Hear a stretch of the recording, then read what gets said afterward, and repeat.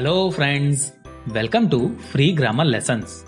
In this video, we will be learning the difference between finite verbs and non-finite verbs.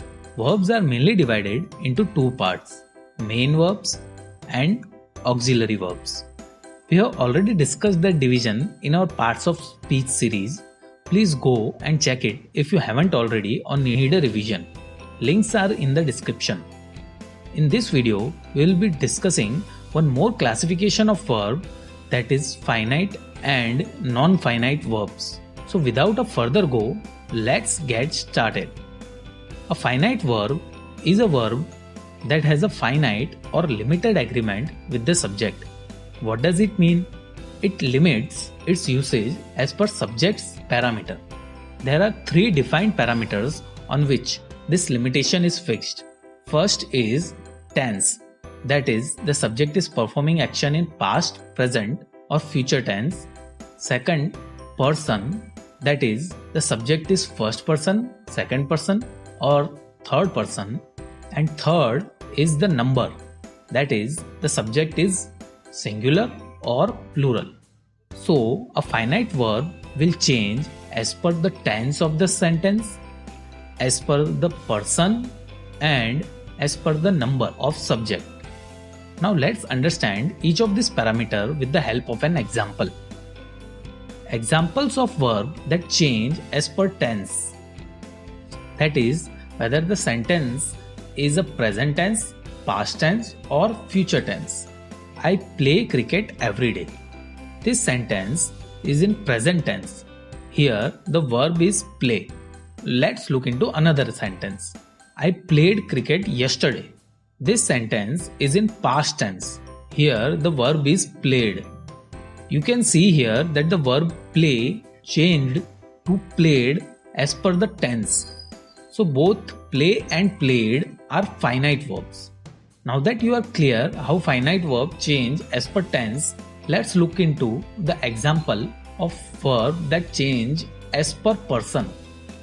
That is, it change as per the subject is in first, second or third person. I run a mile daily. The subject I is in first person. Here the verb is run. Now let's look into another sentence. He runs a mile daily. Here the subject he is in third person and the verb is runs.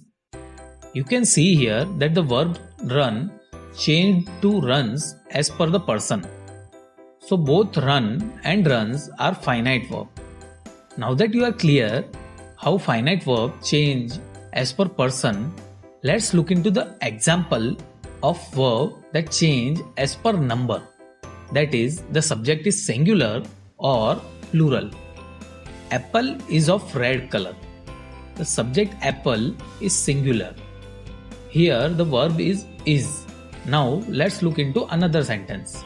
Apples are of red color. The subject apples is in plural form.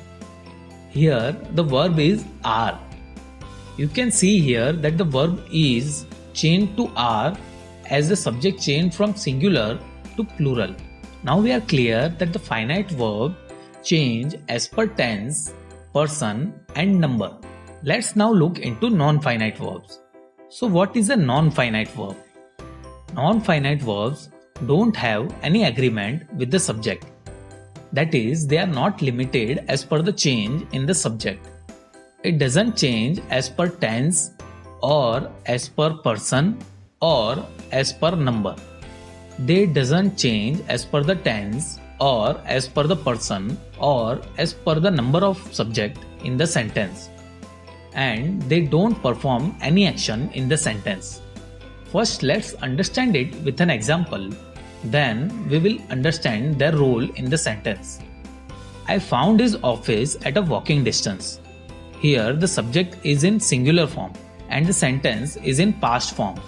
There are two verbs here, found and walking. Let's look into another example. Akash will find his office at a walking distance. Here the subject is singular and the sentence is in future form. Here also there are two verbs, find and walking. Now you can see that one verb found changed to find. but the other verb walking didn't change in both the cases and doesn't function as a main verb in the sentence. So it's a non-finite verb. Now that we are clear what are non-finite verbs, let's understand their usage. Non-finite verbs functions as noun, adjective or adverb in the sentence. They do not function as verb in the sentence that we just understood. Now let's understand their functionality as an adjective with an example.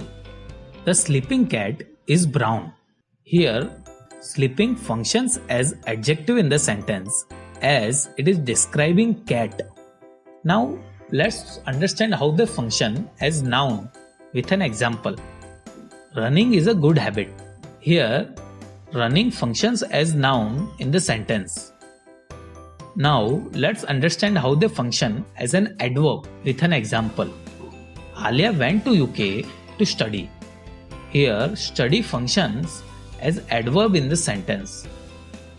Non-finite verbs are further divided into three types: gerund, infinitives and participles. We will discuss about them in our next video. That's all for now. Let's quickly revise what we have learned in this lesson. We understood what is finite verb. It is a verb that has an agreement with subject. It changes as per the tense, person and number of subject. Then we understood what is non-finite verb. It is a verb that has no agreement with the subject. It doesn't change as per the tense, person and number. Then we understood the usage of non-finite verb in the sentence. They are used as adjective, noun and adverb in the sentence. Finally, we showed the division of non-finite verbs. They are divided into three parts: participles, gerunds and infinitives. So that's all in this lesson. Thank you for watching the video. If you have any questions or suggestions related to the lesson, please write in the comment section. If you liked the video, please hit the like button. Do share the video so others can learn, and do subscribe to this channel to get regular updates about the course.